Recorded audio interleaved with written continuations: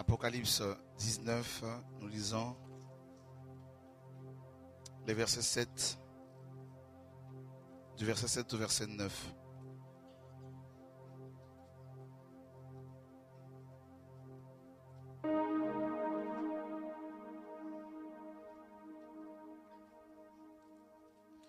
Réjouissons-nous, soyons dans l'allégresse et donnons-lui gloire. Car les noces de l'agneau sont venues, son épouse s'est préparée et il lui a été donné de se revêtir d'un fin lin éclatant, pur. Car le fin lin, ce sont les œuvres justes des saints. L'ange me dit, écris, heureux ceux qui sont appelés au festin des noces de l'agneau. Puis il me dit, ces paroles sont les véritables paroles de Dieu. Quelle parole? La parole concernant les noces. Jean reçoit une belle promesse, une belle parole de la part du Seigneur. Et cette parole était tellement intense que au verset 10, sa chair va même réagir. Jean nous dira, il écrira, je suis tombé à ses pieds pour l'adorer. Tellement que la parole était puissante, tellement qu'elle était forte, Jean s'est dit non. Cet ange mérite la gloire. Je veux l'adorer. Et l'ange dira non. Garde-toi de le faire. Je suis ton compagnon de service et celui de tes frères qui ont le témoignage de Yehoshua. Adore Dieu. Car le témoignage de Yehoshua est l'esprit de la prophétie.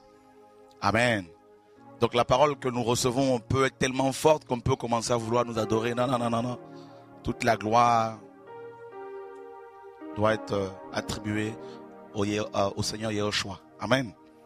Nous sommes vos compagnons de service. Nous sommes tous frères et sœurs. Parce que nous-mêmes, nous sommes enseignants en même temps, au même moment. Donc nous sommes étonnés nous-mêmes aussi de voir ce que le Seigneur accomplit. Et Jean dit que l'ange lui a demandé d'écrire pour que tout le monde le lise. Cet ange avait reçu l'ordre de la part du Seigneur de demander à Jean d'écrire cette parole, c'est-à-dire l'invitation aux noces. L'ange lui dit, écris, heureux ceux qui sont invités au festin. Waouh! Heureux ceux qui sont appelés au festin des noces de l'agneau. Donc, le bonheur, on ne peut pas l'avoir par l'argent. Non. Tu peux aller en boîte de nuit tous les soirs, tous les week-ends, danser, s'éclater, t'éclater comme pas possible. Mais quand tu vas te retrouver seul, les soucis vont ressurgir, ta maladie, les combats, les épreuves, la rudesse de la vie. Et là, on se retrouve encore plein dans les problèmes. Donc, on peut avoir beaucoup d'argent, on peut avoir des millions, des milliards. On peut gagner beaucoup d'argent et être complètement malheureux. Oh oui. On peut, vous savez, sur terre, il n'y a pas de bonheur véritable. Tout ce que l'on peut avoir comme bonheur sur terre est éphémère. Oh oui. Bon, une jeune femme dira, bon, moi, je vais à tout prix avoir un enfant parce que quand même, tout ça, le jour où tu auras l'enfant, tu vas t'apercevoir qu'il y a d'autres problèmes qui sont liés à la naissance de cet enfant. Plein de problèmes. Waouh, il faut te réveiller tard, la nuit, tout ça, il faut changer la couche. Parfois, tu peux prendre le bébé qui pleure sans raison, tu le secoues. Voilà le bonheur qui se transforme en malheur, en galère. Alléluia.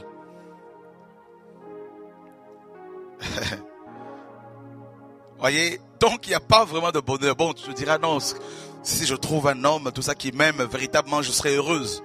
Bon, effectivement, tu tombes sur un monsieur qui te donne, te fait miroiter, tout ça, des choses, tout ça, te donne des belles paroles.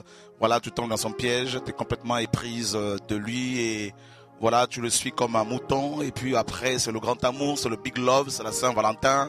Et puis un jour, tu t'aperçois que l'homme, en fait, avait des yeux sur une autre nana. Et puis voilà, le monde, c'est comme ça que ça marche. Et tu t'aperçois que ton bonheur n'était que éphémère. Voilà. Alléluia. Bon, tu te dis non, ben, ok, j'ai pas pu trouver du bonheur avec les garçons, les hommes, tout ça. La drogue, pareil, tu peux te shooter pendant quelques minutes et puis t'es en extase, t'es complètement en train de voltiger, de nager, de planer. Mais quand tu vas revenir, là, quand les effets vont s'amenuiser, tout ça, là, quand tu vas revenir à toi-même, tu t'aperçois que ta maladie est toujours là, les problèmes sont toujours là. Alors là, plus de bonheur. Alors comment faire pour trouver le bonheur? Alors le nirvana, on peut trouver le nirvana, tu sais. Tout ça là, atteindre je sais pas quel degré, quel sommet là dans le bouddhisme, tout ça là, mais en fait tu t'aperçois que tout est galère. Alors le vrai bonheur ici là, nous l'avons. On nous dit que, n'est-ce pas, ceux qui sont conviés aux noces de l'agneau sont heureux. Alléluia. Parce qu'on a reçu une invitation. Imaginez tel que nous sommes là, le président t'invite à un repas au palais présidentiel, à la résidence officielle. Alors là, je t'assure, imaginez un peu, tu es là, tu reçois un courrier chez toi, voilà, invitation au mariage on va dire, du fils aîné du président. Une lettre, n'est-ce pas, avec la signature du président et voilà, une lettre recommandée. Je t'assure, cette lettre-là, oh oui. Si tu avais une maladie, tu l'oublies. Si tu avais un problème de papier, tu l'oublies. Forcément, tu te dis, moi, convié. Waouh. Je t'assure, tu prends la lettre en question. Imagine, tu roules. Tu grilles un feu rouge. Tu te fais arrêter par la police.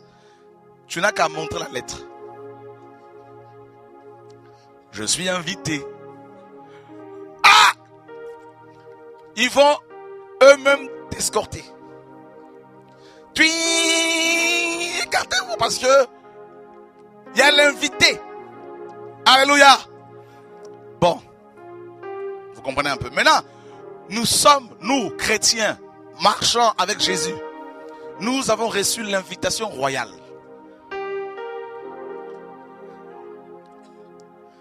Alors imagine un peu, oh mon Dieu, quand tu es titillé par les démons, toi tu pleures oubliant l'invitation que tu as avec toi.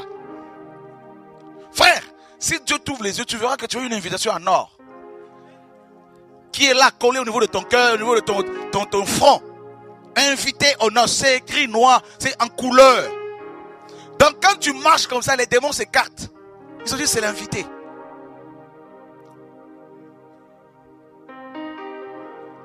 Alléluia. Donc tout au long de ta marche chrétienne, en fait tu marches vers les noces. Donc tu marches vers le mariage. Attention, tu as été doté par Yahushua parce qu'il a versé une rançon au Père, son sang. Donc tu as reçu l'invitation. Donc attention aux invités, frères. Tu n'es pas n'importe qui. Alors, l'ange lui dit justement, heureux ceux qui sont appelés au festin des noces de l'agneau. On ne parle de festin. Vous savez, je vais vous dire une chose. Cet après-midi, je priais. L'onction est venue sur moi, le feu. C'était quand même le feu. Waouh! J'étais là, je sautillais dans mon salon, tout ça, là, je marchais, je criais et Dieu me parlait. Il me disait, sais-tu que je suis le Dieu qui aime la fête? Je suis le Dieu de la fête. Je dis, waouh! Il me dit, oui, les 7 fêtes de l'Éternel déjà là, frère. Ces 7 fêtes de l'Éternel résument le plan parfait du Seigneur. Tout le plan parfait, la rédemption, l'effusion de l'Esprit, l'enlèvement de l'Église, tout ça, tout est dans les 7 fêtes de l'Éternel. Donc c'était des fêtes, des moments, mes amis, solennels, où les Hébreux se retrouvaient ensemble. Les 12 tribus se retrouvaient à Jérusalem, notamment lors des 3 premières fêtes, notamment la Pâque, la Pentecôte et Tabernacle. Donc la fête de tabernacle. Et c'était des fêtes joyeuses. Les Hébreux étaient dans la joie. Et Dieu était content de voir son peuple dans la joie. Et ils mangeaient, ils s'empiffraient, ils buvaient, ils se réjouissaient. Ils avaient des tambourins, ils avaient de la harpe, ça jouait de la guitare, frère. C'était merveilleux, c'était magnifique. Il y avait la nuée qui était là. Dieu aime la fête. Frère, vous ne vous avez jamais posé la question pourquoi Satan a inspiré les hommes pour qu'ils, n'est-ce pas, qu'ils mettent en place des boîtes de nuit? C'est parce qu'il a vu au ciel. Il a vu plus que des boîtes de nuit au ciel, frère. Il a vu la joie. Si Dieu vous ouvre les yeux pour voir comment les anges dansent devant le trône, frère, c'est magnifique. Oh, magnifique, frère. C'est glorieux. Imaginez David. David a goûté un peu à la joie céleste. Il dansait comme un roi comme ça. Il dansait comme un petit garçon. Il était là. Frère. Alléluia. Tiens, ton voisin, Dieu aime la fête. On vous a présenté un Dieu religieux, un Dieu figé, méchant, qui est toujours en colère, tout ça, là, qui est toujours là. Voilà pourquoi quand on loue Dieu, il y a des religieux qui sont là. Non, moi j'ai plus l'âge, j'ai plus l'âge. T'as plus l'âge, t'es même pas roi. T'as même pas de royaume. Alléluia. David. On est trop religieux, hein? Quand il faut adorer, il y en a, ils sont là, ils regardent les autres. Eux, ils n'adorent pas, ils sont là, ce sont des bishops. Ils sont dans leur coin là, ils regardent. Mais tu regardes quoi? Tu crois pas que Dieu a besoin de toi, que tu as besoin du Seigneur, de rentrer toi aussi? Alléluia! Qui sont ceux et celles qui sont invités aux noces ici là? Tu es sûr? Amen. Ok. On nous dit ici, regardez le verset 7. Réjouissons-nous, frères. Pendant les noces là, les anges se réjouissent déjà dès l'éternité. Hein. Depuis l'éternité, depuis le jour où Dieu les a créés, ils ont appris qu'il va y avoir les noces. Donc depuis ce temps-là, les anges ne font que se réjouir.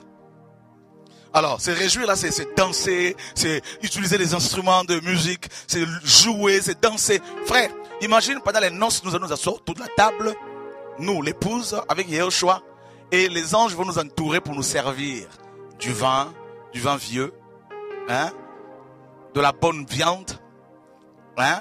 On va manger, et les anges vont être là, on va voir Gabriel en train de te servir du vin. Gabriel, un petit quelque chose là. Alléluia! Oh, Michael, un petit. Vous croyez quoi?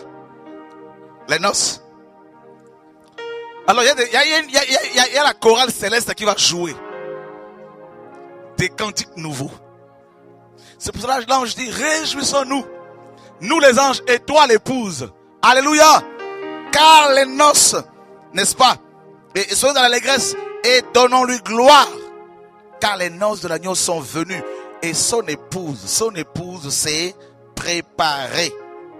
Alors j'aime bien ce verbe-là. N'est-ce pas? Donc préparer, c'était une coutume hein, chez les orientaux. C'est une coutume orientale qui voulait que lorsqu'un roi devait aller quelque part, il était précédé par un groupe de personnes qui devaient s'assurer que les routes étaient en bon état. N'est-ce pas? Et qu'elles étaient bien praticables. Donc il fallait les préparer si ce n'était pas le cas. Et donc, la préparation ici consiste dans, n'est-ce pas, le nettoyage de l'épouse. Son épouse s'est préparée. On n'a pas dit que l'épouse a été préparée, c'est elle-même qui s'est préparée. Vous savez, on n'a jamais cessé, on ne cesse de le dire, la vie chrétienne est une vie personnelle. D'abord. Même si cela implique les autres, les frères et sœurs, mais c'est d'abord ta personne, ta vie. Voilà pourquoi si les autres ne veulent pas marcher correctement, toi, fais ta route. D'accord? Quelqu'un a eu une vision sur moi, il me disait, je t'ai vu marcher droit devant toi et tu ne regardais même plus à gauche, à droite, tout ça. Donc tu ne te préoccupes plus de ce qui se passait autour de toi, tu fonçais. Oui frère, c'est comme ça. Parce que je veux être sauvé. Je ne veux pas être freiné par quoi que ce soit, par qui que ce soit. Bien que nous soyons en groupe frère, mais d'abord c'est ma vie. C'est pas l'égoïsme frère. Parce que si je ne suis pas sauvé, comment pourrais-je sauver les autres? Donc l'épouse s'est préparée. Il est question ici de la préparation personnelle. Et nous allons voir un peu cette préparation, à quoi consiste, n'est-ce pas-t-il? Et nous sommes dans Matthieu chapitre 22. La préparation de l'épouse en vue de noces. Et ce passage de Matthieu 22, je dormais cette nuit et le Seigneur me l'a donné. Pendant que je dormais, quelqu'un est venu, il m'a donné ce passage. Et en me réveillant, j'ai compris que le Seigneur voulait que je reparle encore des noces. Et voilà. Jésus, prenant la parole, leur parla de nouveau en parabole et il dit: le royaume des cieux est semblable à un roi. Le royaume des cieux est semblable à un roi qui fit des noces pour son fils. Il envoya ses serviteurs appeler ceux qui étaient invités aux noces. Mais ils ne voulurent pas venir. Il envoya encore d'autres serviteurs en disant: dites aux conviés, voici, j'ai préparé mon festin. Mes bœufs et mes bêtes grasses sont tués. Tout est prêt, venez aux noces. Mais sans s'inquiéter de l'invitation, ils s'en allèrent, celui-ci à son champ, celui-là à son trafic. Et les autres se saisirent des serviteurs, les outragèrent et les tuèrent. Le roi fut irrité. Il envoya ses troupes et fit périr ce meurtrier et brûla leur ville. Il dit alors à ses serviteurs, il dit à ses serviteurs, les noces sont prêtes, mais les conviés n'en étaient pas dignes. Allez donc dans les carrefours et appelez aux noces tous ceux que vous trouverez. Ses serviteurs allèrent dans les chemins, rassemblèrent tous ceux qu'ils trouvèrent, méchants et bons, et la salle des noces fut pleine de convives. Le roi entra pour voir ce qui était à table, et il aperçut là un homme qui n'avait pas revêtu un vêtement de noces, un habit de noces. Il lui dit: mon ami, comment es-tu entré ici sans avoir un habit de noces? Cet homme eut la bouche fermée.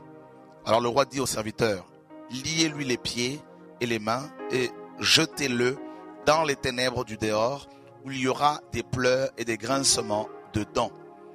Car il y a beaucoup d'appelés, mais peu d'élus. Alors, rapidement dans Luc, chapitre 14, 16 à 24, nous allons lire et voir d'autres détails qui ne se trouvent pas dans Matthieu 22. Des détails qui sont quand même importants dans la compréhension du texte, pour la compréhension de ce texte. Et nous lisons à partir du verset 15. Un de ceux qui étaient là à table, après avoir entendu ces paroles, dit à Yahushua: heureux celui qui prendra son repas dans le royaume de Dieu. Et Jésus lui répondit: un homme donna un grand repas, et il invita beaucoup de gens. À l'heure du repas, il envoya son serviteur dire aux conviés: venez, car tout est déjà prêt. Mais tous unanimement se mirent à s'excuser. Le premier lui dit: j'ai acheté un champ et je suis obligé d'aller le voir. Excuse-moi, je te prie. Un autre dit: j'ai acheté 5 paires de bœufs et je veux les essayer. Excuse-moi, je te prie. Un autre dit: je viens de me marier et c'est pourquoi je ne puis aller. Le serviteur de retour rapporta ces choses à son maître. Alors le maître de la maison, irrité, dit à son serviteur: va promptement dans les places et dans les rues de la ville et amène ici les pauvres, les estropiés, les aveugles et les boiteux. Le serviteur dit: maître, ce que tu as ordonné a été fait et il y a encore de la place. Et le maître dit au serviteur: va dans les chemins et le long des haies, et ce que tu trouveras, contrains-les d'entrer afin que ma maison soit remplie. Car, je vous le dis, aucun de ces hommes qui avaient été invités ne goûtera de mon repas.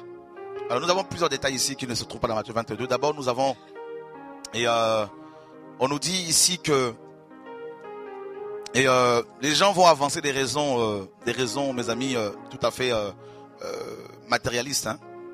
Et on nous dit, il y en a un qui va dire: voilà, moi. Et le premier dit: bon voilà, j'ai acheté un champ et je suis obligé d'aller le voir. Excuse-moi, je te prie. Voilà, quelqu'un qui a été invité aux noces avance cette raison, son champ. N'est-ce pas? Voilà, ses affaires. Et beaucoup de gens vont rater les noces, l'enlèvement de l'église, parce que tout simplement ils sont devenus n'est-ce pas, ils sont dans les affaires, ils sont liés par les affaires. Donc, la vie chrétienne, l'appel que le Seigneur a mis sur leur vie ne les intéresse plus, n'est-ce pas? L'appel, la vie chrétienne, la sanctification, toutes ces choses ne les intéressent plus. Et la deuxième personne dit, j'ai acheté 5 paires de bœufs et je veux les essayer, excuse-moi, je te prie. Vous savez, la parole nous dit qu'il y a un temps pour toutes choses. Et ces personnes, ces invités avaient perdu la notion du temps. Il est important pour nous chrétiens de savoir dans quel temps nous sommes. C'est important. Nous sommes, nous chrétiens, un peuple prophétique. Et les prophètes sont des hommes qui font des investigations, sont des personnes qui font des recherches, qui cherchent à connaître le temps dans lequel ils évoluent, le temps dans lequel ils sont. Connaître la pensée de Dieu pour leur génération. Qu'est-ce que tu attends d'eux? Et ces personnes, à cause de leurs affaires, avaient totalement, n'est-ce pas, oublié la notion du temps. Et la troisième personne dira, je viens de me marier et c'est pourquoi je ne puis aller. Et le Seigneur l'a dit dans Luc 17, que ce qui arriva à l'époque de Lot, de Noé et de Lot, arrivera pareillement à l'avènement du Fils de l'homme. Les hommes se marier leurs enfants, tout ça. Donc vous voyez, une autre raison ici, c'est une raison familiale. Le Seigneur a dit, celui qui aime son père, sa mère, ses frères, ses sœurs, sa femme, son mari, plus que moi, n'est pas digne du royaume. Il dira même à un de ses disciples qui lui disait, Seigneur, permets-moi d'aller d'abord enterrer mon père, ensuite je te suivrai. Le Seigneur dira, laisse les morts enterrer leurs morts, toi suis-moi. Combien n'ont-ils pas perdu leur grâce, leur ministère à cause de leur mari, de leur femme, de leur famille, tout ça? Parce que quand ils étaient encore célibataires, ils craignaient Dieu, ils se sanctifiaient. Mais une fois mariés avec les enfants, les données ont changé, la vision a changé, n'est-ce pas? Maintenant, on avance des raisons familiales. Oh non, mais tu sais, j'ai des enfants. Mais tu sais, je suis marié. Mais tu sais, je suis ma femme. Tout ça, c'est bien. Mais oui, mais mes amis, à la résurrection des morts, il n'y aura plus de mariage. Il n'y aura plus de famille au sens humain où on va se marier, on va avoir des enfants. C'est fini tout ça. Voyez? Et c'est terrible de voir à quel point des personnes qui avaient été invitées, qui étaient invitées par le roi, qui avait organisé les noces pour son fils, ces personnes qui, à cause de richesses matérielles, d'abord, il y en a un c'est son champ, un autre c'est son trafic, n'est-ce pas? Vous savez, ils avancent des raisons qui ne tiennent pas. Mais bon, la chair, bien sûr, était attachée à ces choses. Oh non, mais tu sais, je viens de me marier, donc moi, l'appel, tout ça, ok, les noces, on verra ça plus tard. Et un autre détail qu'on a ici, c'est que le Seigneur dit, invite, prends maintenant les pauvres, les estropiés, les aveugles et les boiteux. C'est-à-dire les pauvres en esprit. Heureux les pauvres en esprit, car le royaume des cieux est pour eux. C'est à eux. Des gens qui n'étaient pas du tout considérés. Vous savez, toutes ces personnes-là, les pauvres, les boiteux, les estropiés, n'avaient pas droit d'entrer dans le temple de Moïse. Ils n'avaient pas le droit d'être, n'est-ce pas, d'entrer dans le tabernacle. Si quelqu'un même avait un bouton un peu qui sentait, qui paraissait un peu bizarre, il ne pouvait même pas accéder au tabernacle. Les Noirs encore moins, les Français, les Américains, personne à part les Hébreux, encore, seulement la famille d'Aaron. Vous vous rendez compte? Et là, que le roi dise à son serviteur d'aller inviter ces personnes, c'est quand même, c'est pour vous montrer à quel point c'est vraiment le Dieu de la grâce. Nous autres, là, nous étions considérés par Moïse comme des boiteux, comme des aveugles, des estropiés. Et on reçoit l'invitation. Il faut venir. Waouh! Alléluia! Alors, on nous dit ici que le roi, quand il a vu que les premiers invités avaient décliné son invitation, il va être irrité. Il va envoyer ses troupes pour détruire la ville, leur ville. C'est exactement ce qui s'est passé effectivement. La première invitation avait été lancée aux Hébreux, à la nation israélite entière. Et malheureusement, beaucoup de chefs ont refusé cette invitation. Et Dieu va envoyer ses troupes, selon Daniel 9. Le peuple d'un chef viendra et détruira la ville. Daniel 9, 26, là-bas, 27. Et on nous dit ici que c'est le roi qui va envoyer ses troupes. Donc ça veut dire que Titus, fils de Vespasien, empereur romain, il était encore à l'époque Titus, un grand général, qui va arriver à Jérusalem en l'an 70 après Jésus-Christ, qui va détruire la ville de Jérusalem. On nous dit que Titus, avec cette armée romaine, l'armée romaine, faisait partie des troupes de ce roi. Donc ça veut dire que les armées des nations sont au contrôle de Adonai. Waouh! Donc Dieu envoie les Romains pour détruire Jérusalem parce qu'ils avaient décliné l'invitation aux noces. Ensuite, Dieu dira maintenant, allez dans tous les carrefours. C'est-à-dire, les carrefours là sont les nations. Dans les carrefours là, tout le monde se croise. Hein? Les pauvres, les riches, les aveugles. Mais en Israël, Israël n'était pas un carrefour. Non. Tout le monde n'avait pas accès. Regardez ce que Paul nous dit dans Ephésiens 2. Il dit, vous n'avez même pas droit de citer en Israël, vous. Quelle grâce. Contraint tous ces gens d'entrer. Donc ça veut dire que si tu vas en enfer, c'est que c'est toi qui l'as voulu. Que tout le monde entre. Et on nous dit, un autre détail que nous avons ici, dans Matthieu, on nous dit qu'il y avait quelqu'un qui était là et qui n'avait pas un habit, l'habit de noces. Il y en a qui disent, mais frère, comment c'est possible que ce monsieur se retrouve au ciel? Non, ici c'est une parabole. Donc il faut comprendre, c'est un langage un peu prophétique. Il faut l'esprit pour pouvoir le comprendre. Ça veut dire simplement que il n'y aura pas de fraudeur.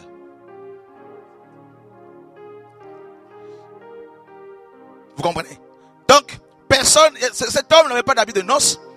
Et il était là. Donc, ça veut dire que dans la chrétienté actuelle, il y a beaucoup de gens qui donnent l'impression d'être des vrais chrétiens, alors qu'ils sont nus.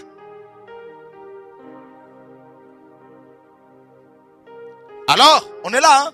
Alléluia, on chante tous. Mais quand on sort d'ici, là, il y en a qui allument leur clope. Hein? Ça fume. Leur joint. Ils sont joints par des malédictions. Parce qu'ils fument leurs joints. Ils sont dans les boîtes de nuit. Alléluia. Ah oui.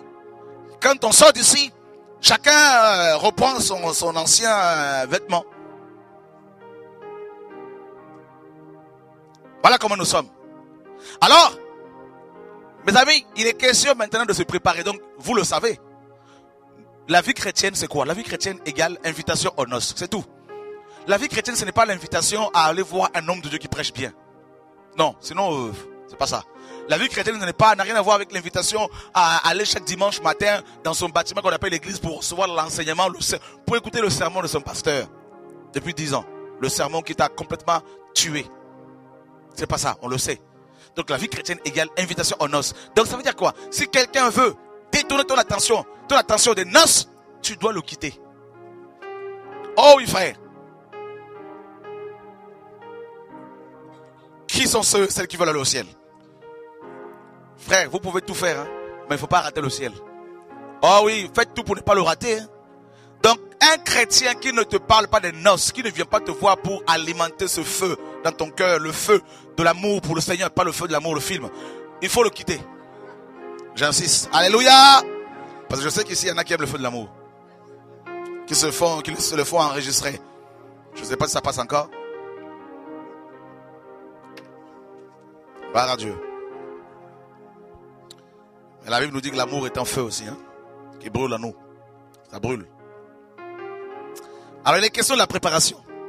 Je disais tantôt que tu peux être, c'est-à-dire ton époux, ma soeur, peut t'éloigner de ton appel. Ah oui. Je connais beaucoup de pasteurs avant qu'on ne se connaisse. J'étais déjà chrétien.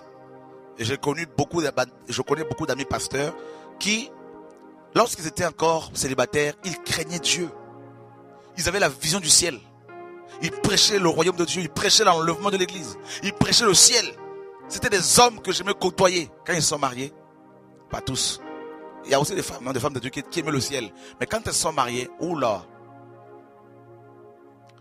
Alors frère, comment ça se passe? Oh non, mais tu sais, je suis marié. Tout ça, il faut quand même que je ménage un peu mon mari. Tout ça, oui, mais comment? Moi, la mienne, je me rappelle à l'époque, elle me disait, lequel que tu aimes, Jésus au moins. C'était clair, c'est Jésus. Ils n'étaient pas d'accord, on se sépare, je reste seul, célibataire, parce que je ne vais pas me remarier, jusqu'à l'enlèvement de l'église, mais avec Jésus. Le choix est clair. Comment? Une femme peut mourir. Si tu meurs, là, ta femme, elle va se remarier, tu crois que? Elle va te pleurer 6 mois, là, c'est fini après. Mais entre toi et ta envoyé de l'autre côté, hein? Ah oui, frère. Alléluia.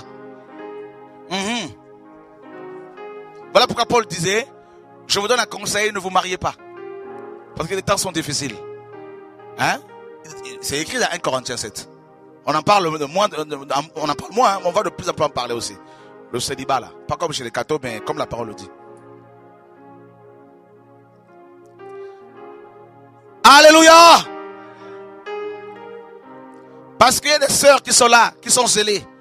Quand il y a des réunions de prière, on le voit, présente. Les frères également. Mais quand il y a le mariage, les sœurs, on ne le voit plus. Pourquoi? Parce que chérie dit, aujourd'hui tu pars, tu vas pas. Tu ne pars pas aujourd'hui, je veux te voir. Alors il faut négocier. Trouver des combines. Pasteur, est-ce que tu ne peux pas l'appeler pour lui dire que je dois être là? En prison. Femme, soumets-toi. Fini, là c'est... Qui connaît cela? Ah, je sais qu'il y a personne qui lèvera la main. Alléluia! Non, laissez Dieu nous parler ce soir. Hein? On se connaît. Merci Seigneur. Alors la préparation. Son épouse s'est préparée.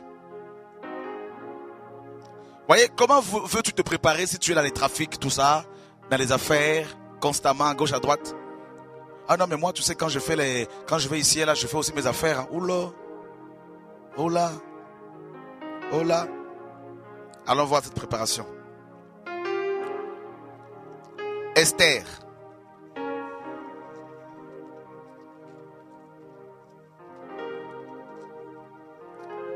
Hein, on prêche rarement sur ce livre. Hein. Alléluia.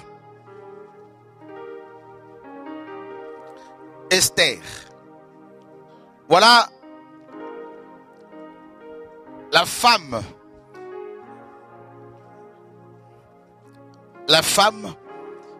qui représente, une des femmes qui représente l'église, une des femmes bibliques dans la vie, n'est-ce pas, dans le ministère, nous parle, nous enseigne sur les noces de l'agneau, sur la réalité de l'église.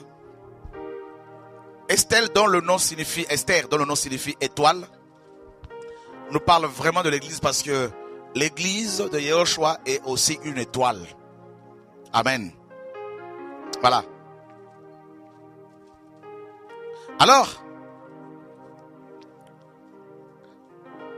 on nous dit au chapitre 1er, c'était du temps d'Assuérus, de cet Assuérus qui régnait depuis l'Inde jusqu'en Éthiopie sur 127 provinces. Et le roi Assuérus était alors assis sur son trône royal à Suse, dans la capitale. La 3e année de son règne, il fit un festin à tous ses princes et à ses serviteurs. Les commandants de l'armée de Perse et de Mède, les grands et les chefs des provinces furent réunis en sa présence. Il montra la splendide richesse de son royaume et l'éclatante magnificence de sa grandeur pendant nombre de jours, pendant 180 jours. Lorsque ces jours furent écoulés, le roi fit pour tout le peuple qui se trouvait à Suse, la capitale, depuis le plus grand jusqu'au plus petit, un festin qui dura combien de jours? Dans la cour du jardin de la maison royale. Donc vous voyez, 7 jours correspondent aux 7 ans des noces de l'agneau et de l'église au ciel. Donc vous voyez encore, nous avons une belle image ici, une confirmation de la durée des noces à l'époque, 7 jours. Et Daniel 7 nous dit clairement que les noces, n'est-ce pas, que la grande tribulation va durer 7 ans. Donc le règne de l'antichrist, pardon. Et puis, on nous dit que pendant 7 jours, ça va être les noces dans la maison royale. Donc le roi Assuérus ici est l'image du Père. N'est-ce pas? Donc l'image de Dieu. L'image aussi de Yehoshua. En même temps. Et des tentures blanches, vertes et bleues étaient attachées par des cordons, des byssus et des pourpres à des anneaux d'argent et à des colonnes de marbre. Des lits d'or et d'argent reposaient sur un pavé de porphyre et de marbre, de nacre et de pierre noire. On servait à boire dans des vases d'or de différentes espèces et il y avait abondance de vin royal grâce à la libéralité du roi. Mais on ne forçait personne à boire car le roi avait ordonné à tous les gens de sa maison de se conformer à la volonté de chacun. La reine Vasti fit aussi un festin pour les femmes dans la maison royale du roi Assuérus. Le 7e jour, comme le cœur du roi était réjoui par le vin, il ordonna à Mehuman, à Bizta, Arbona, Bigta, Agatha, Zétar et Carcas, les 7 eunuques qui servaient devant le roi Assuérus, d'amener en sa présence la reine Vasti avec la couronne royale pour montrer sa beauté au peuple et aux grands, car elle était belle de figure. Mais la reine Vasti refusa de venir quand elle reçut par les eunuques l'ordre du roi. Et le roi fut très irrité et il fut enflammé de colère. Alors le roi s'adressa aux sages qui avaient la connaissance de temps, car ainsi se traitaient les affaires du roi devant tous ceux qui connaissaient les lois et le droit. Il avait auprès de lui Karshena, Shetar, Admata, Tarsis, Meres, Marsena, Memucan, 7 princes de Perse et de Médie qui voyaient la face du roi et qui occupaient le premier rang dans le royaume. Il y avait combien de princes ici? Et nous avons aussi 7 anges qui se tiennent devant la face du Seigneur. Tout est typologique ici. Tout est typologie. C'est merveilleux, frère. Alléluia. La Bible est vraiment la parole véritable du Seigneur. Alors, mes amis, quelle loi, dit-il, faut-il appliquer à la reine Vasti pour n'avoir pas exécuté ce que le roi Assuérus lui avait ordonné par les eunuques? Memucan répondit devant le roi et les princes: ce n'est pas seulement à l'égard du roi que la reine Vasti a mal agi. C'est aussi envers tous les princes et tous les peuples qui sont dans toutes les provinces du roi Assuérus. Car l'action de la reine parviendra à la connaissance de toutes les femmes et les portera à mépriser leur mari. Elles diront: le roi Assuérus avait ordonné qu'on amène en sa présence la reine Vasti, et elle n'y est pas allée. Et dès ce jour, les princesses de Perse et de Médie qui auront appris l'action de la reine la rapporteront à tous les chefs du roi. Et de là, beaucoup de mépris et de colère. Si le roi le trouve bon, qu'on publie de sa part et qu'on inscrive parmi les lois de Perse et de Mède, avec défense de la transgresser, une ordonnance royale d'après laquelle Vasti ne paraîtra plus devant le roi Assuérus, et le roi donnera la dignité de la reine à une autre qui soit meilleure qu'elle. L'édit du roi connu, n'est-ce pas, dans tout son royaume, quelque grand, sera connu dans tout son royaume, quelque grand qu'il soit, et toutes les femmes rendront honneur à leur mari, depuis le plus grand jusqu'au plus petit. Si ta vie fut approuvée du roi et des princes, et le roi agit d'après la parole de Memucan. Il envoya des lettres à toutes les provinces du royaume, à chaque province selon son écriture et à chaque peuple selon sa langue. Elle portait que tout homme devait être le maître de sa maison et qu'il parlerait la langue de son peuple. Alléluia. On va pas lire tout le livre, mais on va juste prendre des parties. Vous savez, ici c'est merveilleux. Ça correspond exactement à la parabole des noces de Matthieu 22. La première épouse, Israël, a décliné l'invitation comme Vasti. Vasti était belle, mais belle non par elle-même, belle par le roi. Oui, comme Israël. Et à cause de sa beauté et de sa richesse, elle va, n'est-ce pas, devenir hautaine, orgueilleuse, au point de refuser carrément de paraître devant le roi, alors que tout le monde ne paraissait pas devant le roi. Non. C'est pas tout le monde qui voyait la face, à l'époque, la face du roi. Ah non. Elle décline l'invitation, elle va faire honte au Seigneur, à son époux et à tous les hommes du royaume. Le roi était en colère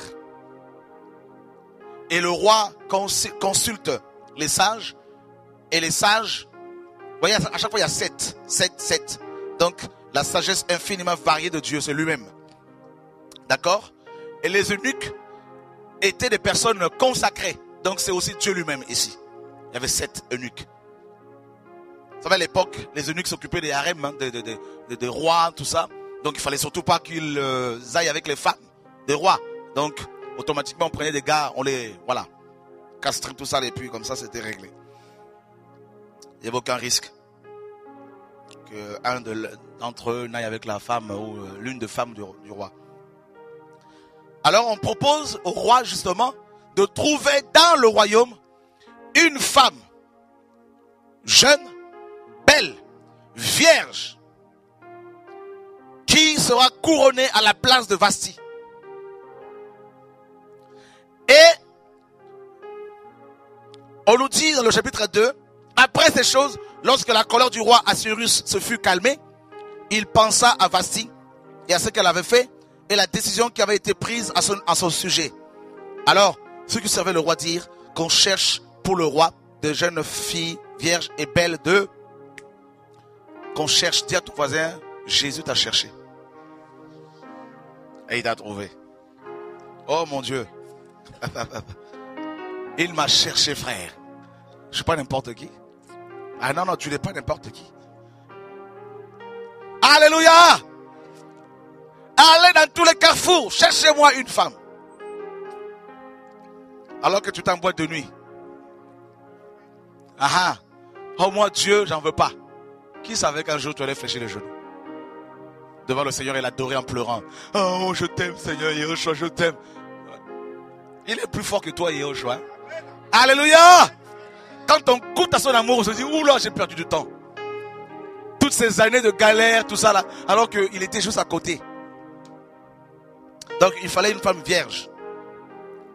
Alors, on nous dit au verset 5. Il y avait dans Suse, la capitale, un juif nommé Mardoché, fils de Jaïr, fils de Shimei, fils de Kis, homme de Benjamin, qui avait été amené de Jérusalem parmi les captifs déportés avec Jéconia, roi de Juda, par Nebuchadnezzar, roi de Babylone. Il éleva Adassa, dis à ton voisin Adassa, qui est Esther, fille de son oncle. Écoute, nos parents nous ont simplement adoptés. Dieu nous a fait adopter par nos parents frères. Mais c'est Dieu qui nous a créés. Mardoché n'était pas, mes amis, c'était juste un oncle. Et il y a eu un temps où Dieu a permis que tu sois aidé, que tu sois encadré par tes parents. Mais au temps de Dieu, il te récupère. Parce que tu lui appartiens, mon ami. Et on nous dit que la jeune fille était belle de taille et belle de figure. La parole est vraie. Hein? Belle de taille, donc elle était top modèle. Dis à ton voisin, top modèle. Donc quand on dit belle de taille, c'est-à-dire qu'elle ne faisait pas 1m40. Bon, si toi tu fais 1m40, parce que tu es en Jésus, tu es automatiquement belle de taille. Alléluia! Parce que ton cœur a été changé. Donc, frère, quand on parle, mes amis, des agences, de top modèle, tout ça c'est dans la Bible.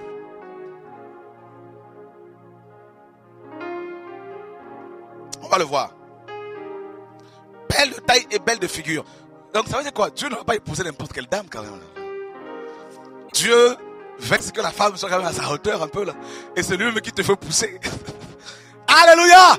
Il nous a ressuscités et nous a fait asseoir où? Donc nous sommes belles de taille. Parce que nous sommes, l'église est grande, frère. Elle est haute. Merci Seigneur. Alors, on nous dit quoi? Alors, on nous dit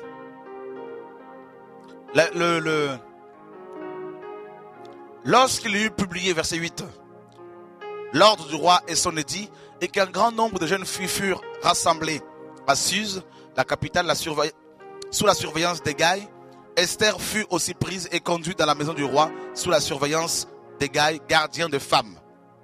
La jeune fille lui plut. Tu sais pourquoi? Est-ce que parce qu'elle était seulement belle de taille et de figure? Non, parce qu'elle était juive. Dis à ton voisin, parce qu'elle était juive. C'était ça sa race. De quelle race es-tu? Descendante d'Abraham, père de la foi. C'est ça la différence, frère. Alléluia. Elle était étrangère, hein, Esther. Ce n'était pas son pays. Et Pierre nous dit que nous sommes étrangers et voyageurs sur la terre, n'est-ce pas? Et on nous dit ici que la jeune femme lui plut et trouva grâce devant lui. Il s'empressa de lui fournir les choses nécessaires. Pourquoi? Pour ça et pour sa subsistance. Lui donna combien de jeunes filles? Choisit dans la maison du roi et la plaça avec ses jeunes filles dans le meilleur appartement de la maison des femmes. Waouh!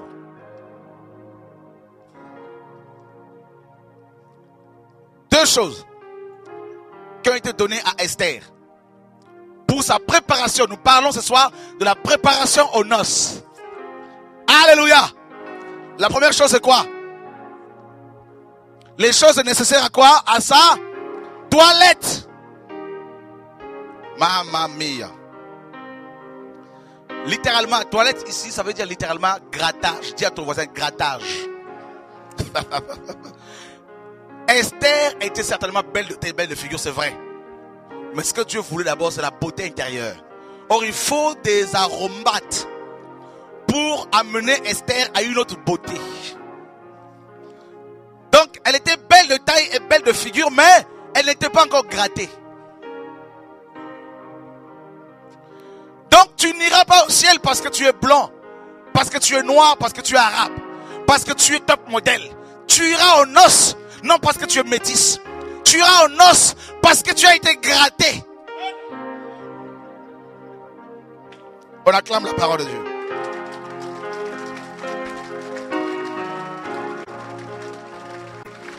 Alléluia! Non, est-ce que vous aimez la parole de Dieu? J'aime la parole. Comment une femme qui est belle de taille, belle de figure, mes amis, comment peut-on encore lui imposer une toilette? Un grattage, un polissage. Parce que gratter ici c'est polir. Et quand on va polir, vous savez ce que c'est? Il y a des parties qui doivent partir. Il y a des morceaux qu'on doit enlever. Oh yo yo yo yo. Mon père était menuisier. Et quand il travaillait, souvent j'étais avec lui. Et je voyais comment avec mes amis, avec comment on appelle ça? Le rabot. Comment il ratait là, tout ça là. Oh là là là là. Mais après je dis, mais papa, tu enlèves beaucoup de choses, il laisse. À la fin, tu vois la forme qu'il le donne. Waouh! Avec le râteau, une fois qu'il a fini, il prend maintenant, comment on appelle ça là? Le papier là. Hein? Voilà, papier vert, qu'on appelle ça. Papier vert, voilà, je me rappelle maintenant. Il prend le papier vert. Oh!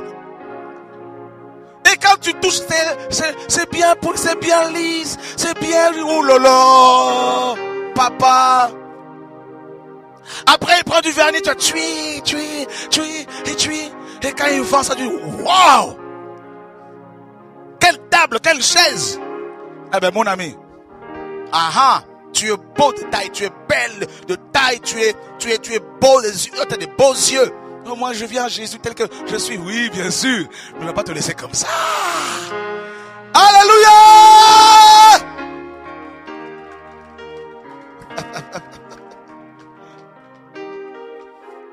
Oh je souffre, c'est ta toilette.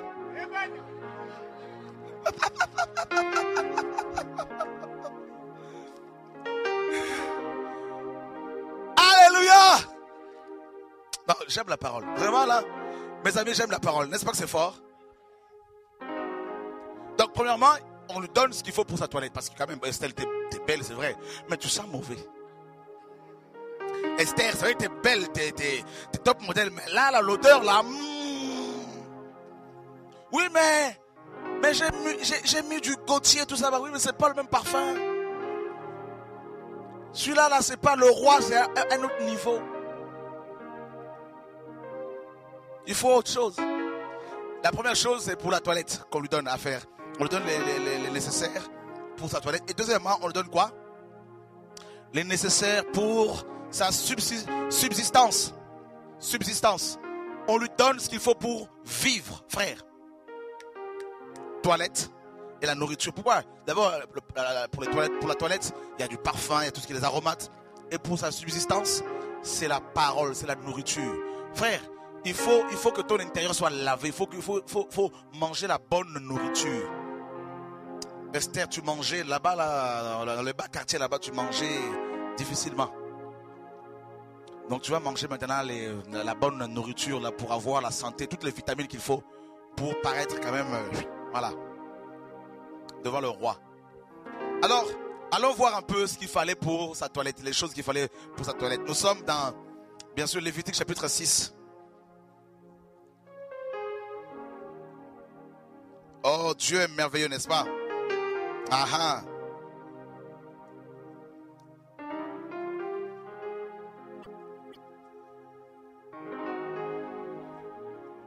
Donc, toilette signifie grattage. Grattage signifie aussi, mes amis, polir, nettoyer. Nous sommes dans Lévitique chapitre 6, verset 28. Quelqu'un peut nous le lire, s'il vous plaît? Lévitique 6, 28. Ah, pardon, excusez-moi. 2 Chroniques 4, 16.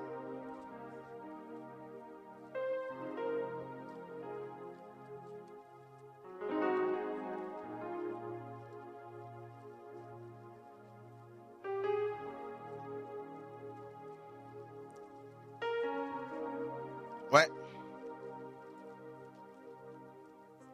2 Chroniques 4, 16.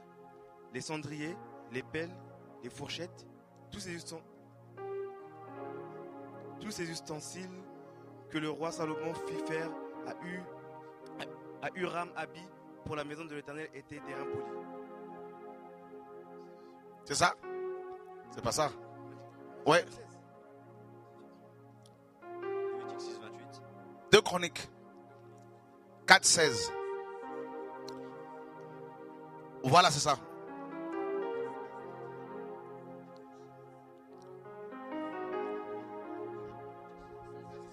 Que le roi Salomon fit faire à Huram-Abi pour la maison de l'Éternel était d'airain poli. De l'airain poli, voilà ce que je cherchais. Donc vous voyez les ustensiles qui étaient utilisés dans le temple, donc qui représentent en fait les chrétiens, l'église. Ces ustensiles avaient été bien polis, bien travaillés, nettoyés, purifiés. Et c'est la même chose que Esther a subi. Donc vous voyez, on ne pouvait pas utiliser ces ustensiles dans le temple avant qu'ils ne soient bien nettoyés, bien polis, tout ça là. Et nous sommes dans Lévitique 6, 21.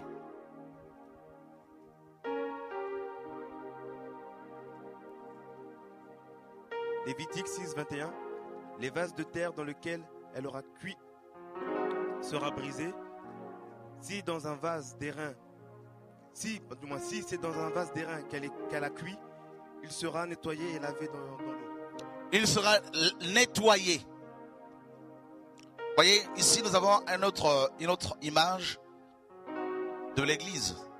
Le vase d'or, d'airain, d'argent, qui devait être nettoyé au préalable, avant qu'il ne soit utilisé dans le tabernacle. Et lorsque on utilisait ces ustensiles, il fallait par la suite le nettoyer pour, n'est-ce pas, et pour l'usage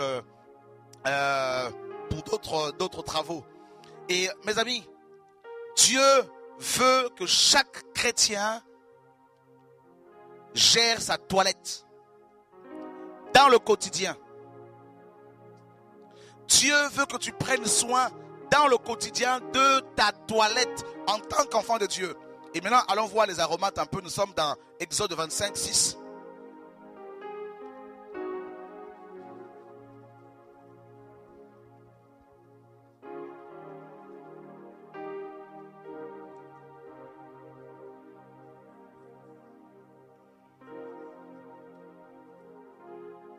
Exode 25, 6. De l'huile pour le chandelier, des aromates pour l'huile d'onction et pour le parfum odoriférant. Voilà. De l'huile pour le chandelier, des aromates pour l'huile d'onction et pour le parfum odoriférant. Donc, cette toilette consistait dans, n'est-ce pas, le lavage avec l'huile d'onction. L'huile d'onction. L'huile, bien sûr, c'est l'image du Saint-Esprit. Vous voyez, on le sait. Donc, ça veut dire qu'en tant que chrétien, en étant en relation avec le Saint-Esprit dans le quotidien, tu seras constamment purifié, poli, nettoyé. Et c'est pour cela que le Seigneur nous a envoyé le Saint-Esprit. Donc, un chrétien qui ne marche pas par l'Esprit, qui ne se laisse pas conduire par l'Esprit, ne peut pas atteindre la sanctification. Donc de ce fait, il ne pourra jamais partir à l'enlèvement. Vous comprenez pourquoi beaucoup de chrétiens, comment l'ennemi a réussi? Pourquoi l'ennemi arrive-t-il à nous faire tomber dans la chair? Parce qu'il sait que la marche par l'Esprit est indispensable aux noces, indispensable au salut. Parce que un des rôles de l'Esprit, c'est nous amener à la sanctification. Rappelez-vous bien qu'on l'appelle saint. Alors, on a cru que le Saint-Esprit, c'est faire tomber les gens. L'onction, c'est je reçois l'onction, alors il faut que les gens décollent. Ah, quelle onction! On a mal compris les choses. Non. Alors, si les gens ne tombent pas, alors il n'y avait pas beaucoup d'onction. Alors, je veux autre chose, parce qu'on n'a rien compris. Il est saint, le Seigneur. Alléluia! Donc, il est question de l'huile et du parfum. Ces deux choses étaient utilisées par Hadassah, par Esther, pour sa toilette. L'huile d'olive, bien sûr. Allons voir dans Exode, chapitre 30.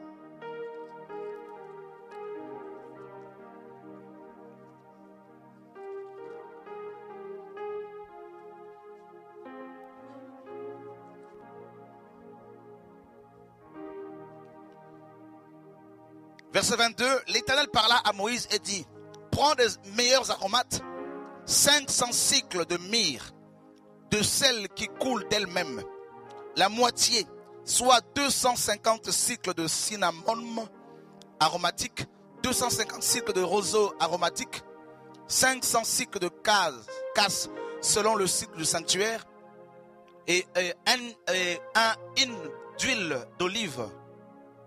Tu feras avec cela une huile pour l'onction sainte. Composition de parfum selon l'art du parfumeur. Ce sera l'huile pour l'onction sainte. Tu en oindras la tente d'assignation et l'arche du témoignage, la table et tous ses ustensiles, le chandelier et ses ustensiles, l'autel de parfum, l'autel des holocaustes et tous les ustensiles, la cuve avec sa base.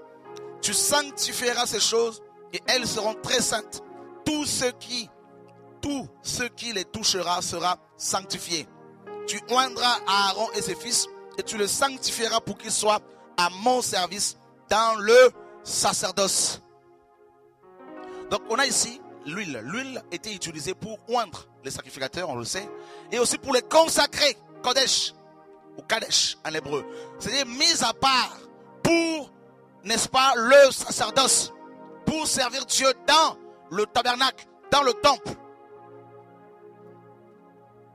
Vous avez vu comment on peut négliger le Saint-Esprit? Oh oui. Je vais vous dire une chose. Tu peux avoir l'onction sur ta vie et ne plus être avec le Saint-Esprit.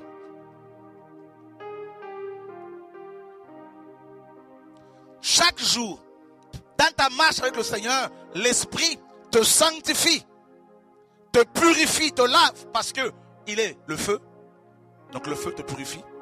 Il est l'eau, donc l'eau te lave, te nettoie. Il est le vent, donc le vent balaie.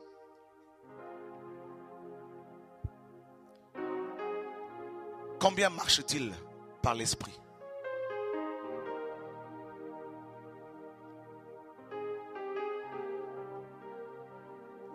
Ah frère, j'ai du mal à me sanctifier, c'est difficile, je n'arrive pas. Les pensées impures sont toujours là. Je suis attaqué, agressé chaque jour, chaque matin. Pour prier, c'est difficile. Pour méditer la parole, je n'arrive pas. Je ne la comprends plus, cette parole. Mes pensées sont remplies de toutes sortes d'impuretés. Je ne comprends rien. Je n'arrive pas à accéder à la présence de Dieu. Je ne ressens plus sa présence. Ce sont les plaintes de beaucoup de chrétiens que je rencontre.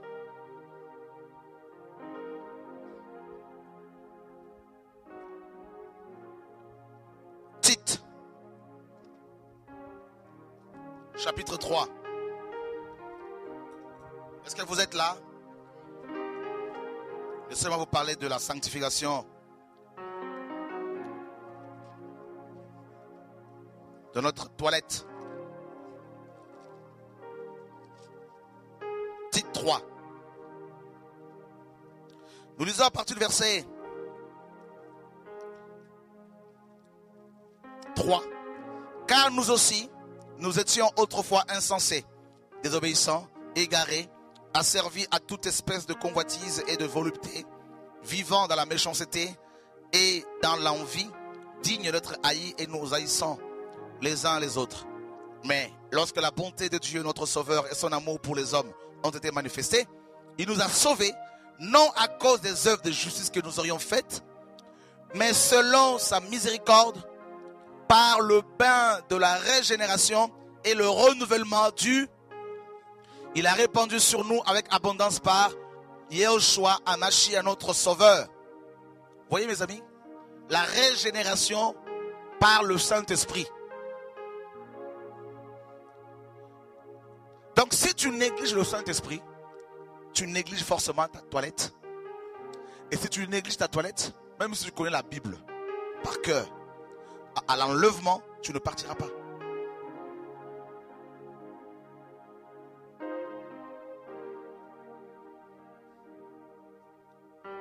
Vous savez, on peut beaucoup agir, c'est comme le fils prodigue.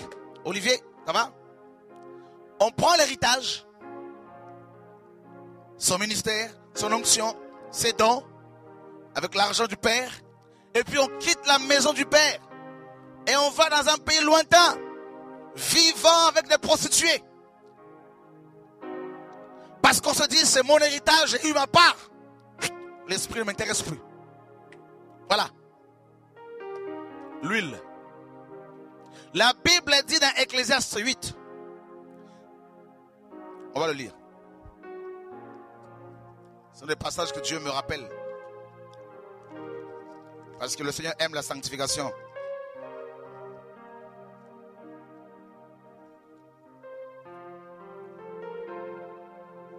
Ecclésiaste 9, 8. Qu'en tout temps, tes vêtements soient blancs et que l'huile ne manque point sur ta tête. Qu'en tout temps, tes vêtements soient blancs et que l'huile ne manque point sur ta tête. Le Saint-Esprit. Tu pries, mais tu n'arrêtes pas de convoiter. Matin, midi, soir.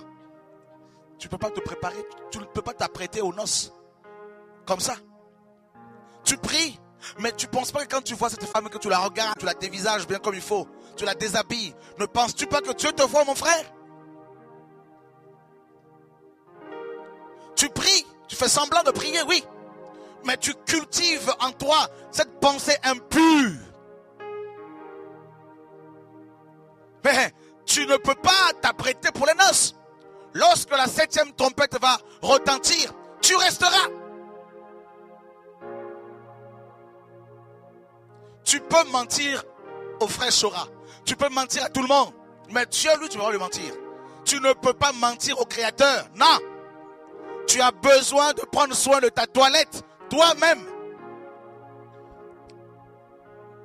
Alléluia. L'huile. Et vous avez vu ici, par rapport à l'huile,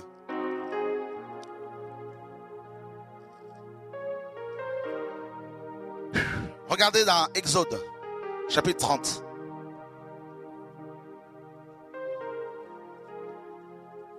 Combien cette génération a besoin de l'huile du Saint-Esprit?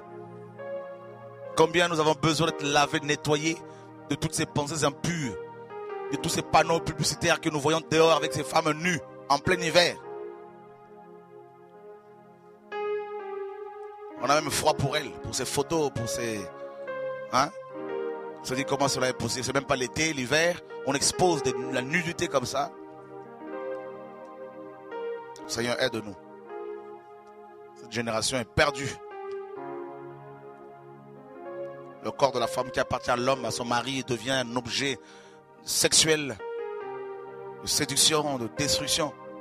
Une arme entre les mains des hommes, entre les mains de Lucifer. Seigneur, aide-nous. Exode 30. À partir du verset 1er. Tu feras un autel pour brûler des parfums. Tu le feras de bois d'acacia. Et nous lisons à partir du verset 7. Aaron y fera brûler du parfum odoriférant. Il en fera brûler chaque matin lorsqu'il préparera les lampes. Il en fera brûler aussi entre les deux soirs lorsqu'il arrangera les lampes. C'est ainsi que l'on brûlera à perpétuité du parfum devant l'Éternel parmi vos descendants. Vous n'offrirez sur l'autel ni parfum étranger, ni holocauste, ni offrande. Et vous n'y répandrez aucune libation. Waouh! La deuxième chose qu'Hadassah avait utilisée pour sa toilette, à part l'huile, donc l'esprit, c'était du parfum. Et il y avait un autel, l'autel d'or, l'autel, mes amis, d'or. L'autel de parfum était appelé aussi l'autel d'or ou l'autel intérieur. Il y en avait un dans le parvis, il y en avait un autre, donc celui-ci, qui était dans le saint, dans le lieu saint. Et chaque matin, quand les sacrificateurs entraient dans le lieu saint pour faire les sacrifices, ils devaient, n'est-ce pas, mettre du parfum dessus. Sur l'autel, il y avait 4 cornes sur cet autel.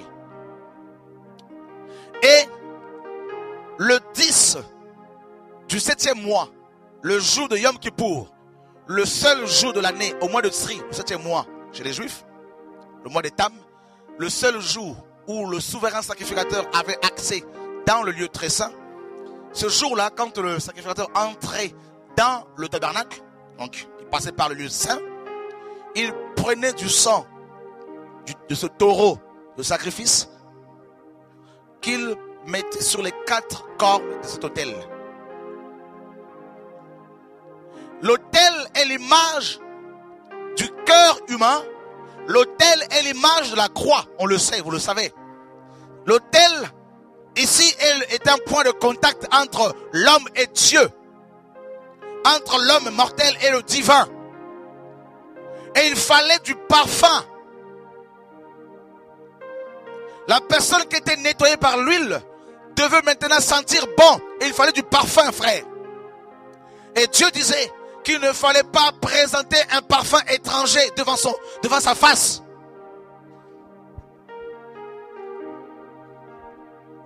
Le parfum de Dieu. Comment voulez-vous vous présenter en os si vous ne sentez pas bon? Si vous sentez l'impudicité, si vous sentez le matériel, si vous sentez, c'est l'Odyssée, si vous sentez, frère, la mort, si vous sentez le racisme, vous n'allez pas partir à l'enlèvement et vous ne participerez pas aux noces. Non.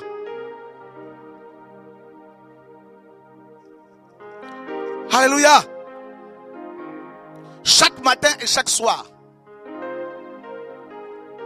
pour vous montrer que le Seigneur voulait que le tabernacle soit rempli de cette bonne odeur. Allons voir au verset 34 d'Exode 30.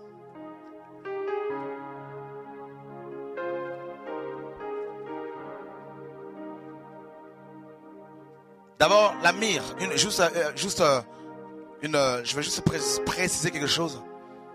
L'huile provenait de la myrrhe. La myrrhe était une écorce d'un arbre qui se trouvait en Arabie. Donc pour prendre cette résine là, c'est une résine qui provenait de l'écorce d'un arbre qui se trouvait en Arabie, en Orient. Donc bien sûr il fallait enlever cette écorce avec un couteau, un objet très pointu. Il fallait faire des incisions. Et on nous dit que cette résine coulait d'elle-même. Donc quand Dieu te te gratte, quand Dieu te nettoie, quand tu subis ce toilettage, eh bien frère, il y a des souffrances. La mire nous parle de la souffrance. D'accord? De la souffrance. Donc ça veut dire que Dieu nous impose des souffrances parfois dans le seul but de nous sanctifier. Parce qu'on ne comprend pas. Depuis que je prie, je souffre de plus en plus. Avant, je n'avais pas autant de combats. Je ne subissais pas autant de mépris, de haine.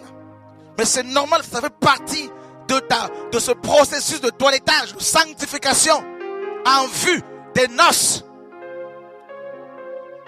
Oh oui, mes amis, vous qui me suivez sur Radio de Vie ce soir, et vous qui pleurez, qui souffrez, sans comprendre le pourquoi de cette souffrance, ah ben, Dieu vous a mis dans un processus de nettoyage, de sanctification, de préparation pour les noces, pour l'enlèvement de l'église. Alléluia, gloire à Dieu.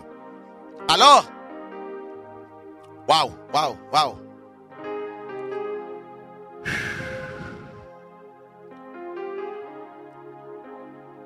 L'huile sainte.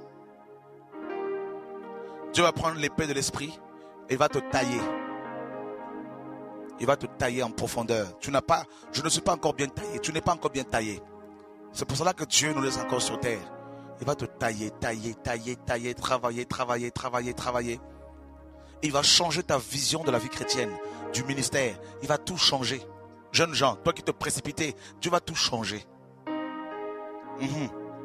La sanctification implique la souffrance. Ah oui, la séparation, l'huile. Ensuite, le parfum. L'Éternel dit à Moïse, verset 34 d'Exode 30, prends des aromates, du stacté, de l'ongle odorant, du galbanum et de l'encens pur en partie égale. Ce sont des résines, hein? Donc voilà. Tu feras avec cela un parfum composé selon l'art du parfumeur. Il sera salé, pur et saint.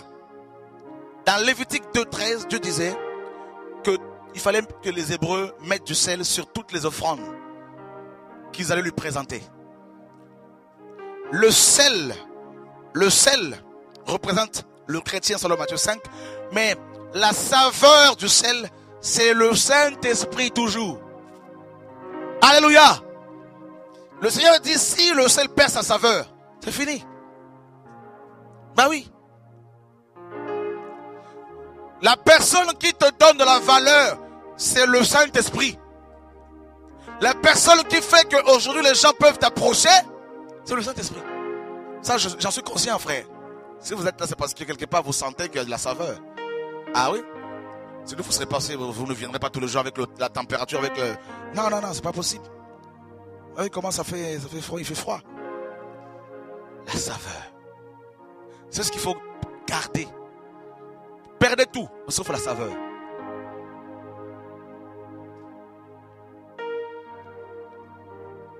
Il fallait que ce parfum soit salé.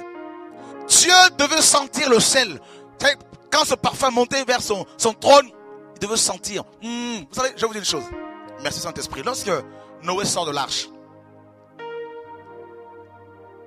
Noé a vu la justice du Seigneur. Sa justice, sa colère. Tous ses amis étaient décimés, tués. Il sort de l'arche. Après près de 1 an. Oh oui. Il est resté dans l'arche près d'un an. Plus d'un an.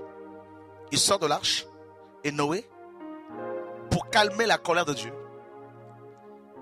il va faire monter devant son trône l'odeur de l'Holocauste.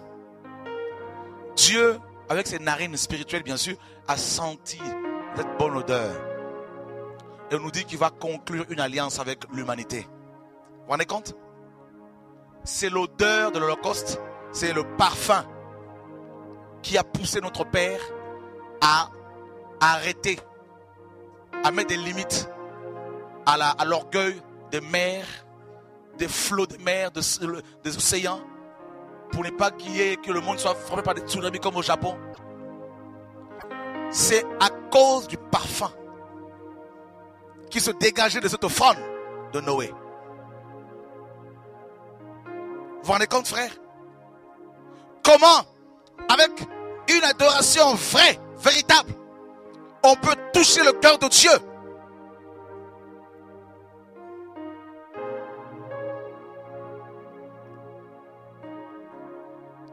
Donc Esther a fait sa toilette avec l'huile d'olive, l'huile véritable.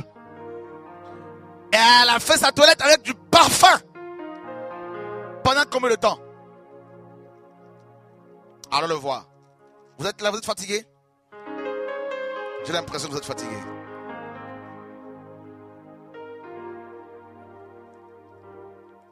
Verset 12 d'Esther 2. Chaque jeune fille allait à son tour vers le roi Assuérus après avoir employé combien de mois? 12 mois à s'acquitter de ce qui était prescrit aux femmes. Pendant ce temps, elles prenaient soin de leur toilette. 6 mois avec quoi? L'huile de myrrhe. Et 6 mois avec des aromates et des parfums en usage parmi les femmes. Vous voyez, c'est deux choses. L'huile et parfum. Et le parfum. 12 mois. 12 mois. Le roi Assuérus a attendu Esther pendant 12 mois. D'accord? 6 mois pour se purifier avec de l'huile, de myrrhe. 6 mois grâce de pleurs, de larmes. Parce que la myrrhe, c'est une résine comme vous l'avez appris. D'une écorce. Waouh, la souffrance. Mais comment c'est possible? Je suis déjà, n'est-ce pas, fiancé. Comment Dieu peut-il me laisser dans la souffrance comme ça? Je ne comprends pas ce qui m'arrive. Je croyais que la vie chrétienne, n'est-ce pas, allait m'apporter de l'abondance, de l'attention des hommes, de la considération. Mais comment ai-je pu me tromper à ce point? Moi, qui étais grand dans le monde, connu, adulé, plébiscité par tout le monde. Là, c'est une autre réalité. Tu es dans une autre dimension. Et Dieu, pendant 6 mois, 6 mois spirituels bien sûr, c'est une durée que lui seul connaît. Dieu, avec le Saint-Esprit, va te nettoyer, va te régénérer, va te faire pleurer. Tu vas gémir, il va te blesser parce que dans Exode 32, Dieu dit, je suis celui qui blesse et qui guérit. Ah oui. Mes frères, vous vous rendez compte que nous sommes invités au ciel, aux noces. Pendant l'éternité, nous allons voir la face du Créateur. Est-ce que vous pouvez vous imaginer que tu vas voir les yeux de celui qui t'a créé? Ce n'est pas une petite invitation.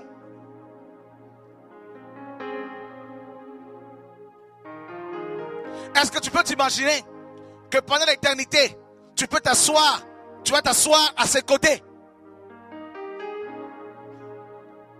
Écoutez, Dieu est tellement saint que s'il manifeste un tout petit peu sa gloire ici, là, nous allons tous mourir. Simplement parce qu'il est saint. Imaginez tel que nous sommes là. Le soleil avance vers nous. Imaginez un peu. Plus le soleil descend vers nous, plus nous allons fondre. Tout va fondre. Et bien c'est ça la sainteté de Dieu. Plus encore. C'est le feu.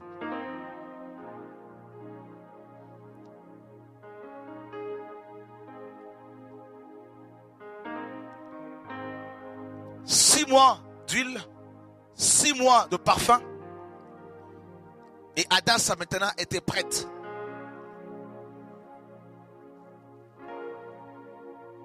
Verset 15. Lorsque son tour d'aller vers le roi fut arrivé, Esther, fille d'Abikaël, oncle de Mardoché, qu'il avait adopté pour fille, ne demanda que ce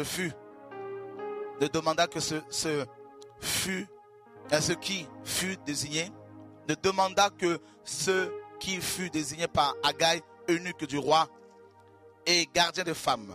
Esther trouvait grâce aux yeux de tous ceux qui la voyaient. Vous savez pourquoi? Avant, elle était belle de taille, belle de figure, mais elle ne trouvait pas grâce. Après sa toilette, elle avait reçu la grâce. ce n'était plus à cause de sa beauté physique, mais à cause de sa toilette. Grâce à l'huile et grâce au parfum. Esther fut conduite auprès du roi Assuérus dans sa maison royale le 10e mois, qui est le mois de Tébet, la 7e année de son règne. Le roi aima Esther plus que toutes les autres femmes. Et elle obtint grâce et faveur devant lui plus que toutes les autres jeunes femmes. Il mit la couronne royale sur sa tête et la fit reine à la place de Vasti. Regardons, lisons à haute voix le verset 18 du chapitre 3 d'Esther. 1, 2, 3. Le roi donna un grand festin à tous ses princes et à tous ses serviteurs, un festin à l'honneur d'Esther. Il accorda du repos aux provinces et il fit des présents avec une libéralité. Le festin, frère, le festin était à l'honneur de qui? Les noces seront à l'honneur de l'épouse. Toute l'attention du ciel se portera sur toi. Quelle grâce ce jour-là.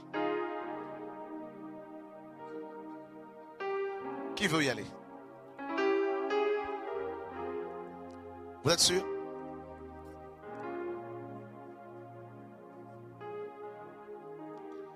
Waouh!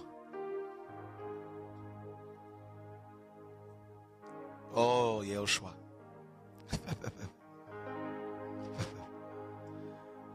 Les noces. Les noces.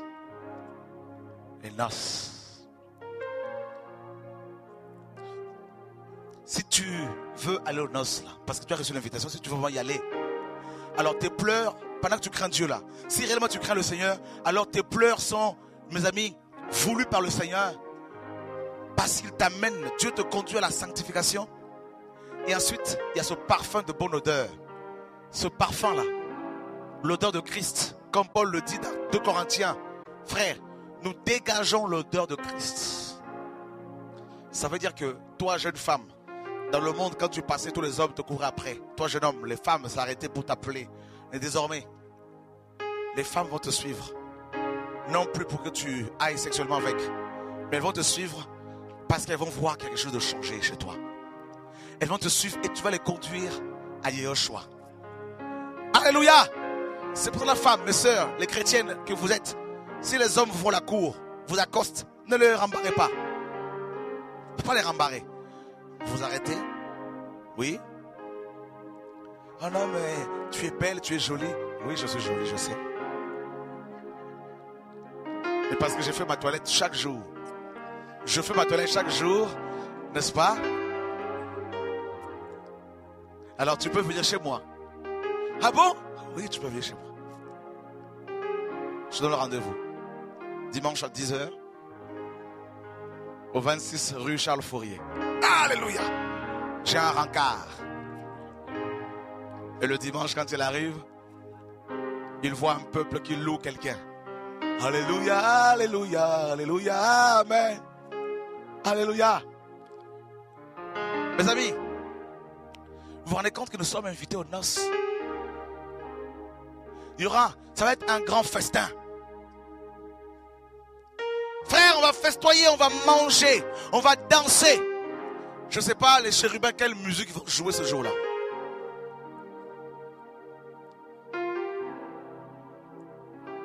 Moi, je connais déjà ma place. Oh frère, à la dernière trompette, on va partir.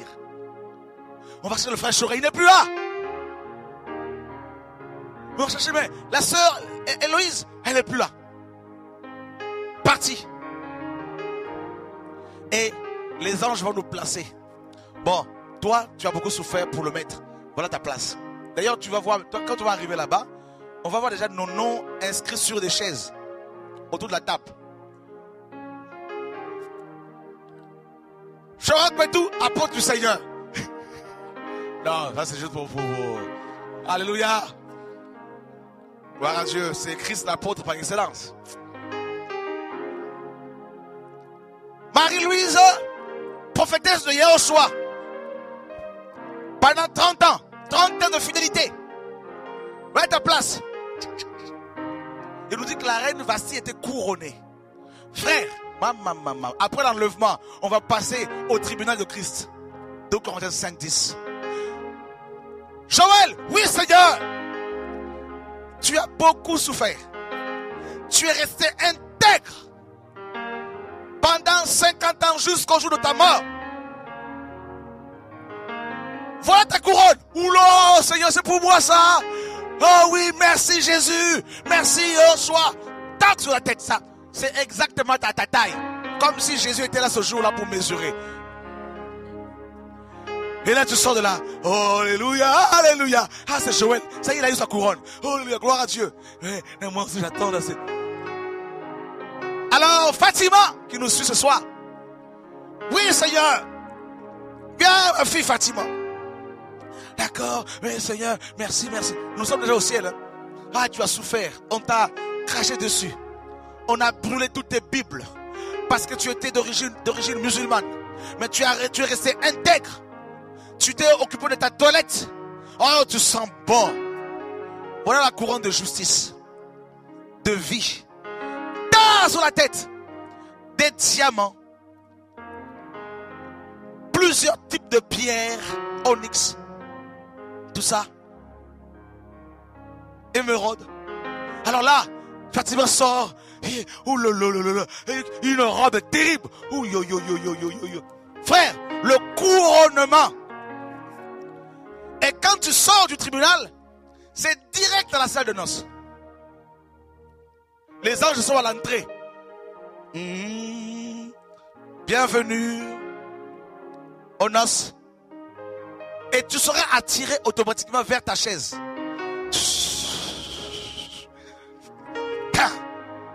Alléluia. Oh là là là là là là. On attend maintenant là. Le roi, frère, le roi est quelque part. Alléluia. Maintenant quand le roi de rois va entrer, on va vivre Psaume 24. Porte et levez vos linteaux. Pour que le roi, oh my God, qui est ce roi de gloire? Yahvé, c'est-à-dire Yehoshua, c'est lui, le roi de... Et là maintenant, mes amis, la table, tout est apprêté, le vin, nos assiettes, tout, seulement le roi. Maintenant, on entend les trompettes. Là, mes amis, on entend bouh. Quand il jette un pas comme ça, c'est un tremblement du ciel. Chalalala. Deuxième pas. Et plus il avancera, plus les trompettes vont retentir.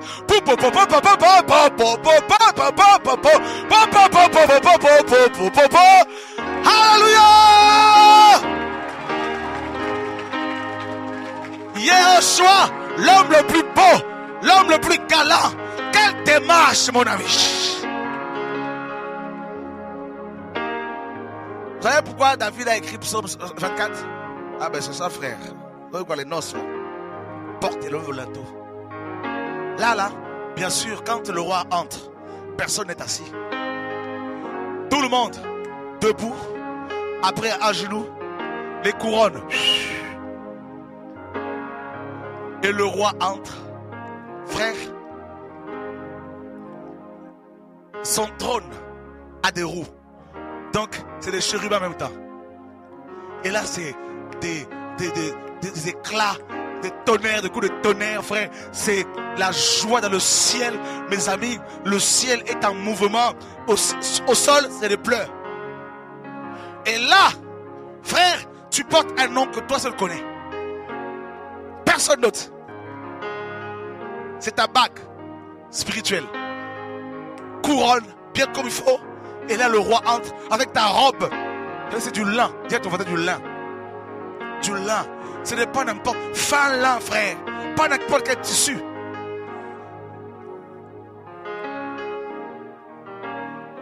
Waouh. Et là, quand le roi entre comme ça, tout le monde. L'époux.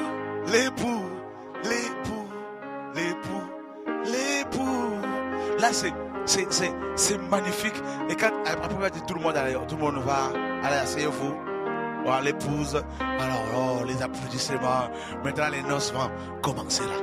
Frère, je vous assure, ce jour-là, je vais bien boire.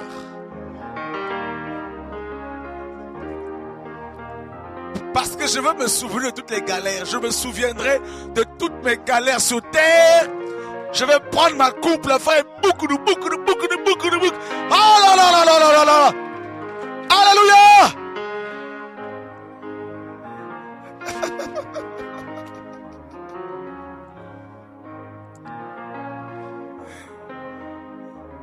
Non, ça va être quelque chose de terrible. Alors mes amis, c'est le moment de se sanctifier.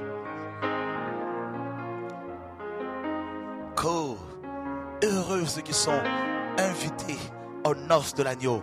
Heureux, sois heureux. Ne pleure plus à cause de ta maladie. Ne pleure plus à cause des combats. Tu dois te réjouir. Et nous sommes convaincus que bientôt nous allons partir, mes amis. Nous allons voler, nous allons partir. Nous allons partir, nous allons quitter ce monde de pleurs, de souffrances, de ténèbres. Et nous allons rejoindre l'époux véritable. Et nous resterons avec lui pendant l'éternité, mes amis. Au nom de Yeshua.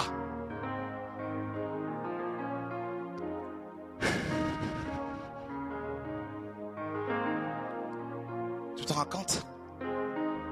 Tu es le choix de Yeshua. Il t'a cherché parmi 10 000 et il t'a trouvé. Pendant longtemps tu as refusé l'appel, mais là le Seigneur t'a touché.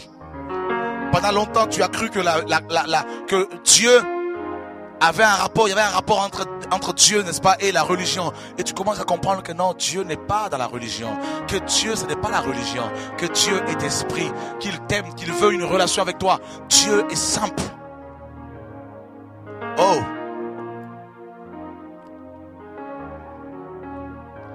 Alors si tu voulais abandonner la foi, ce n'est pas le moment de lâcher.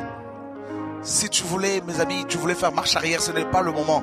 Au contraire, c'est le temps de se dire, non, là, je dois me mettre debout maintenant, là, parce que l'éternité n'est plus loin, c'est bientôt, et on va partir, mes amis, on va quitter le monde de chômage, on va quitter, mes amis, ce soleil qui nous brûle, on va quitter ce temps, n'est-ce pas, cet hiver qui nous cause beaucoup de problèmes, beaucoup d'ennuis, et on va partir. Qui veut partir ici? Tous, n'est-ce pas? Alléluia. C'est toi, Adassa. Tu es une étoile. Tu comprends? Étranger sur terre, mais choisi par Dieu. Mis de côté pour lui. Le roi a porté ses yeux sur toi. On va lire un dernier passage tous ensemble. L'époux.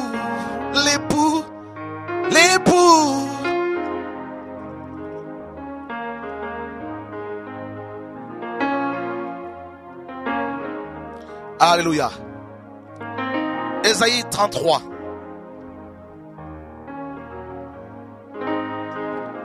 Verset 14.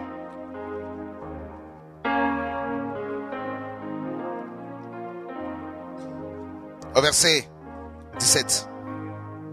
Les pécheurs sont effrayés dans Sion. Un tremblement saisit les impies. Qui de nous pourra rester auprès d'un feu dévorant? Qui de nous pourra rester auprès des flammes éternelles? Celui qui marche dans la justice, qui parle selon la droiture, qui méprise un gain acquis par extorsion, qui secoue les mains pour ne pas accepter un présent, qui ferme l'oreille pour ne pas entendre des propos sanguinaires, et qui se bande les yeux pour ne pas voir le mal, celui-là habitera dans des lieux élevés, des rochers fortifiés seront sa retraite, du pain lui sera donné, de l'eau lui sera assurée. Et lisons à haute voix le verset 17 tous ensemble. 1, 2, 3. Tes yeux verront le roi dans sa magnificence. Ils contempleront le pays dans toute son étendue. Tes yeux verront le roi. Quelle parole!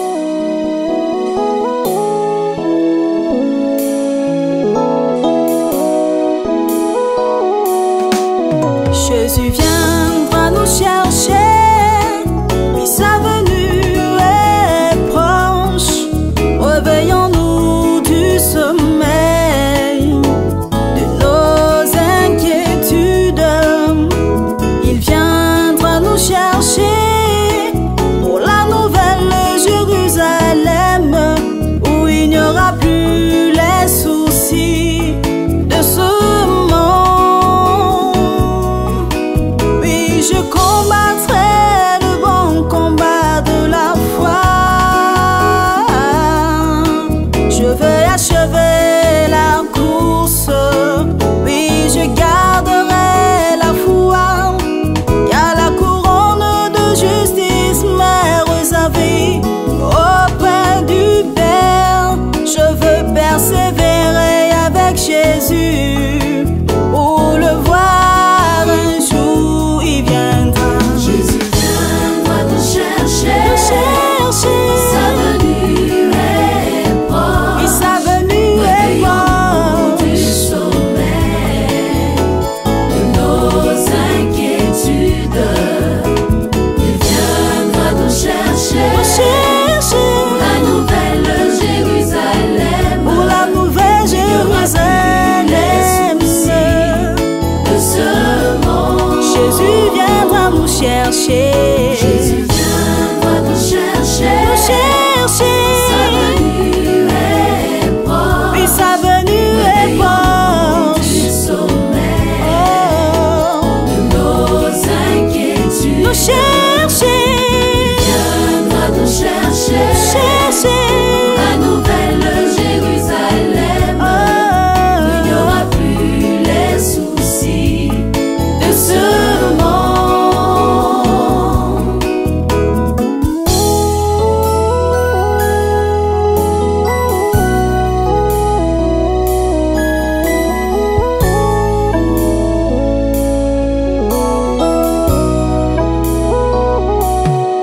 Oui, je veux être dans ce paradis où il n'y aura plus ni cri, ni deuil, ni douleur. Ces premières choses auront disparu. Il est sûr à toute l'âme de mes yeux et il me dira, ma fille, c'est fini, tu as gagné. Viens, voici ta place. Il est sûr à toute l'âme de tes yeux et il te dira, mon fils, c'est fini, tu as gagné. Viens, voici ta place. Il est sûr à toute l'âme de nos yeux et il nous dira, mes enfants, c'est fini, vous avez gagné. Venez, voici vos places, il viendra. Jésus viendra nous chercher. Puis nous chercher. Sa venue est Oui, sa venue est proche. du sommet Oh, de nos inquiétudes. puis nous chercher. Viendra nous chercher pour la nouvelle Jérusalem. Il n'y aura plus les soucis de ce